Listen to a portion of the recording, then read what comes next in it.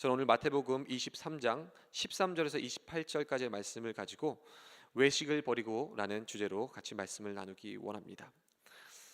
여러분, 제 첫째 아들 이름이 시준입니다. 시준이. 여러분, 이 시준이가 참 겉과 속이 다른 것을 발견하게 됩니다.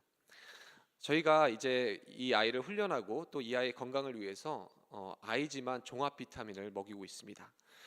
젤리인데요, 참 어른인 제가 먹어도 굉장히 맛있습니다. 그래서 저도 가끔씩 시준이 먹을 때 아이 거지만 시준이를 주고 저도 하나를 먹기를 합니다. 근데 얘가 이 젤리를요 너무 좋아하는 겁니다. 이 젤리를요 날마다 묵상을 합니다. 저희가 이제 손에 안 닿는 그 높은 곳에 올려놓는데 애가 이제 꾀를 써서 의자를 놓고 이제 거기 밟고 올라가서 이제 그 젤리는 혼자 열 수는 없고 그 젤리통을 갖고 이거 만지기 시작합니다. 조금 더 나가면 이제 냄새를 맡고 있습니다. 아마 젤리의 향이 그리웠을 수도 있겠죠. 자, 근데 저희는 뭐 젤리가 종합 비타민이기 때문에 많이 줄 수가 없습니다. 하루에 2개씩만 먹여야 되기 때문에요. 근데 이 아이가 이제는 꾀를 내서 동생의 이름을 거론하기 시작합니다. 아빠, 시우가 젤리를 원한다고. 그럼 시우는요 지금 10개월밖에 되지 않아서 먹을 수도 없습니다. 근데 이 아이가 자기가 원하는 것, 자기가 먹고 싶은 것을 달성하기 위해서 이제 꾀를 내는데 자기가 원하는 거잖아요. 겉과 속이 틀린 겁니다. 동생이 원하기는요 자기가 원하는 거죠. 여러분, 겉과 속이 다른 그 모습, 사실 이 말씀을 준비하면서 묵상하면서 저의 모습도 많이 발견했습니다. 목회자로서 겉과 속이 같은가? 오늘 본문은요 서기관들과 바리새인들에 대해 주님께서 책망하시는 장면입니다. 예수님께서 그들을 외식하는 자라고 말씀하셨습니다. 당시의 종교 지도자들은요 최고의 명예와 또 권력과 존경을 누리는 자들이었습니다. 근데 그들은 끝없는 재물욕, 또 권력욕, 명예욕, 그것으로 인해서 하나님으로부터 멀어졌고 예수님께서는 그들에게 외식하는 자들이요 화가 있을지어다 이렇게 책망을 하십니다. 여러분, 이 외식의 의미가 아까 제가 말씀드렸다시피 겉과 속이 다른 겁니다. 진실되지 않은 마음의 상태를 말하는 것입니다. 이 외식하는 자, 위선자들은 다른 사람들의 죄는 판단하면서 결코 자신의 결점, 자신의 약점, 자신의 죄는 무시해버리는 습성이 있는 것 같습니다. 오늘 그러한 서기관들과 바리새인들에게 주님은 화 있을 진저라고 책망을 하십니다. 이것은 다가올 심판과 또 회개를 거부하는 것에 대한 거룩한 분노를 의미하고 있습니다. 여러분, 당시 이 바리새인들과 서기관들이 누구였습니까?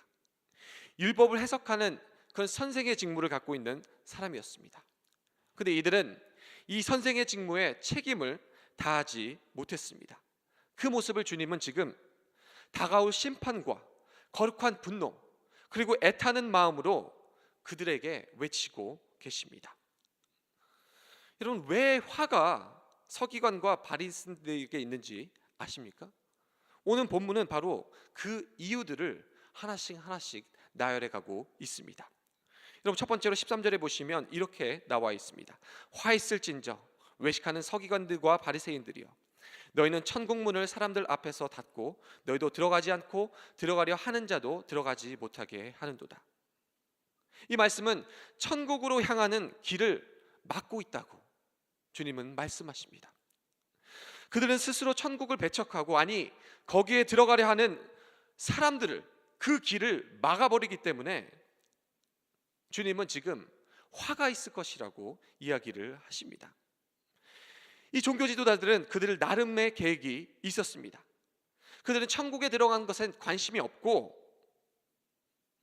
하나님으로부터 멀어져서 거기서만 끝나는 것이 아니라 다른 사람들도 하나님 나라에 들어가는 것에 방해가 되고 있는 모습을 주님은 지적하십니다.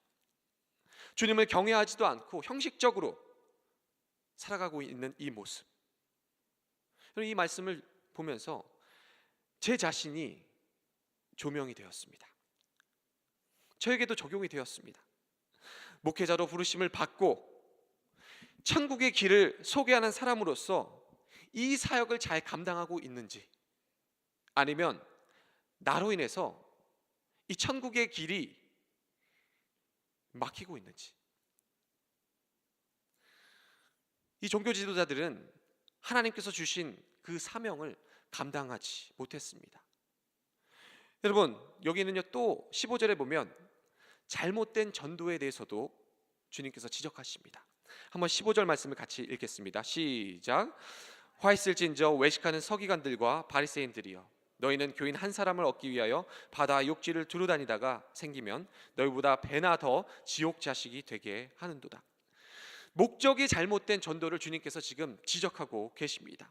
잘못된 선교, 잘못된 전도에 대해서 주님은 그 열정의 방향이 잘못되어 있다고 지금 책망하고 계십니다. 그들의 전도 목적이 인간 영혼을 구원하는 데 있지 아니하고 스스로 만족을 얻는다든지, 아니면 그 열심을 다른 사람들에게 드러내고 다른 사람에게 보여주기를 원했던 것 같습니다. 이 바리새인 당의 인원을 늘리는, 자신의 세력을 더 늘리는 일에 어쩌면 이들은 열심을 다했을 수도 있습니다. 그래야지 자신의 권력과 명예를 지킬 수가 있었기 때문이죠. 여러분, 예수님 믿는 자들은, 주님을 맞는 자들은 우리에게 사람들을 이끄는 것이 아니라 하나님 나라로 이끌어야 될 줄로 믿습니다. 여러분, 우리가 그렇게 하지 않는다면 우리는 잘못된 전도, 우리도 이 서기관들과 바리새인들과 같이 주님이 기뻐하지 않는 그 전도의 모습을 할 수도 있다는 사실입니다. 천국의 소망을 갖고 살아가는 자들은 오직 예수 그리스도, 오직 주님만이 길이라는 것을 이미 경험한 사람들이기 때문에 우리는 우리가 사람들을 나에게로, 내 인기를 위해, 내 명예를 위해, 내 권력을 위해 인도하는 것이 아니라 그들을 예수님께로 인도하는 우리 모두가 되어야 될 줄로 믿습니다. 여러분, 그렇지 않으면 우리도 화 있을진저 주님의 책망이 기다리고 있습니다. 여러분, 계속해서 주님은 위선에 대해서 이야기를 하십니다. 바리새인과 서기관들은 위선적이었습니다. 하나님과의 관계보다는 어쩌면 자신의 출세와 그 외적인 문제에 너무 집착한 나머지, 여러분, 그들은 다른 사람들이 실수하는 것들에 집착을 하였습니다. 자신은 외적으로 이렇게 잘 지킨다고 보여주면서 다른 사람들이 잘못하는 것, 그것을 바라보면서 정죄하고 그것을 꾸짖었습니다. 성경에 보면은 하루살이에 대한 이야기가 나옵니다. 맹인된 인도자여, 하루살이는 걸러내고 낙타는 삼기도다. 주님이 이렇게 책망을 하십니다. 여러분, 이 사람들은요, 포도주에 하루살이가 하나가 떨어지면 부정하게 됩니다. 그래서 그것을 걸러내기 위해서 그런 망을 쓰고 해서 걸러냈다고 합니다. 그런데 낙타도 이 부정한 이 짐승을 사실은 외식함으로 말미암아 통째로 먹는 거라고 주님이 말씀하세요. 그 조그만 하루살이를 걸러내고 그렇게 애를 쓰는데 결국에 너희들의 모습은 그 부정한 낙타를 그냥 통째로 먹는 거랑 똑같은 상황을 너희들이 하고 있다고 지금 주님이 꾸짖고 계십니다. 왜 그러죠? 긍휼이 빠지고요, 믿음이 빠졌고요, 정의가 빠졌기 때문에 그렇습니다. 주님을 사랑하는 마음도 없고, 주님께 공의롭게 의롭게 살려는 마음도 없고, 그렇기 때문에 주님은 그들을 향해 꾸짖고 계십니다. 그것뿐만이 아닙니다. 이들은 탐심에 사로잡혔던 사람들입니다. 25절 26절 말씀을 함께 읽습니다.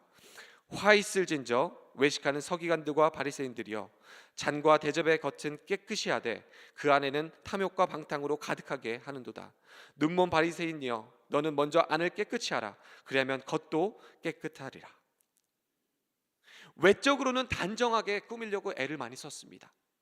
그래서 외적인 잔들은 계속 깨끗이 씻어냈습니다. 실제적으로 이 바리새인과 서기관들은요, 자신이 먹는 밥그릇이나 식사 도구들을요 굉장히 열심히 씻었다고 합니다.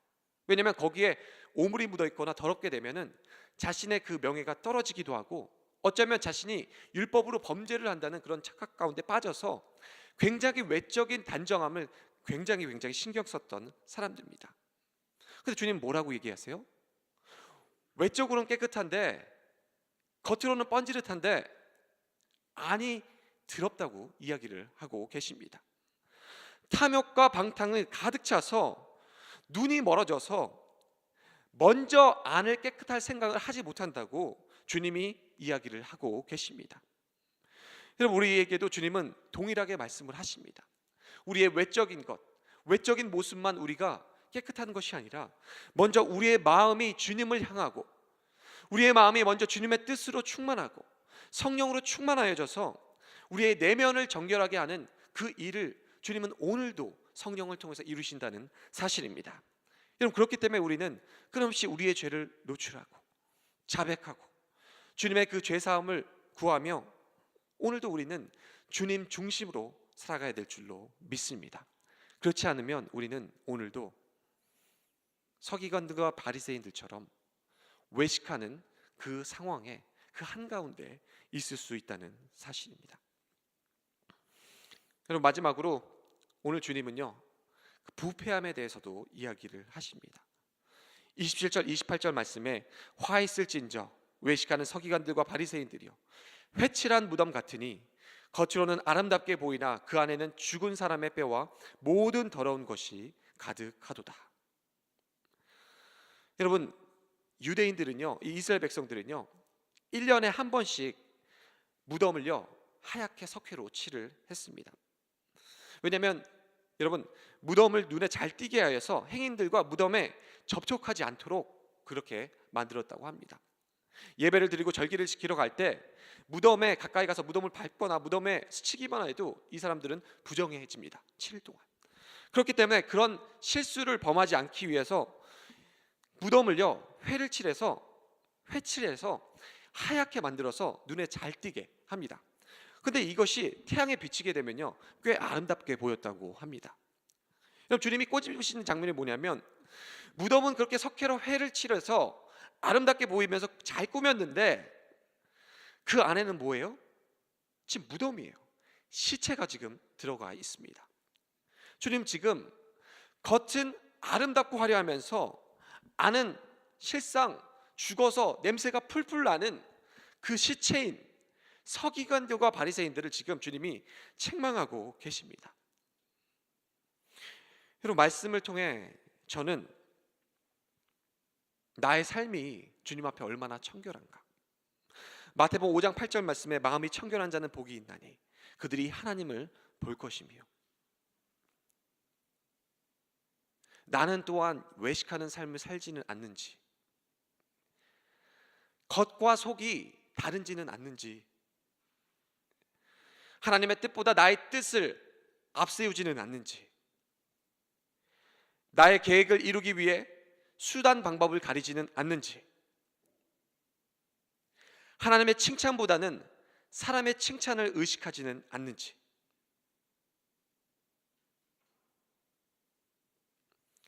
우리는 말씀 가운데 성령의 조명하심을 받아야 될 줄로 믿습니다.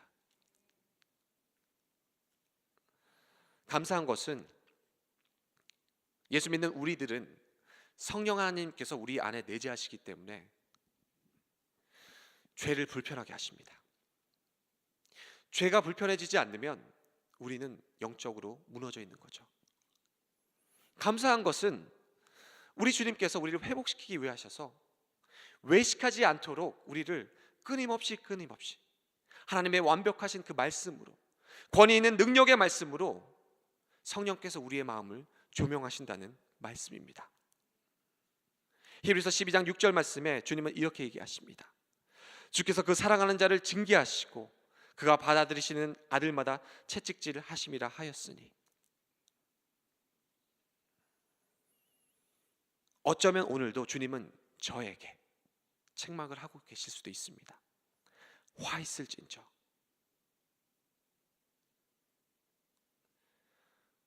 하지만 그 책망은 사랑의 책망이요, 우리 주님은 우리가 자백할 때에 용서하시는, 자비로우시고 은혜가 넘치시는 주님이십니다.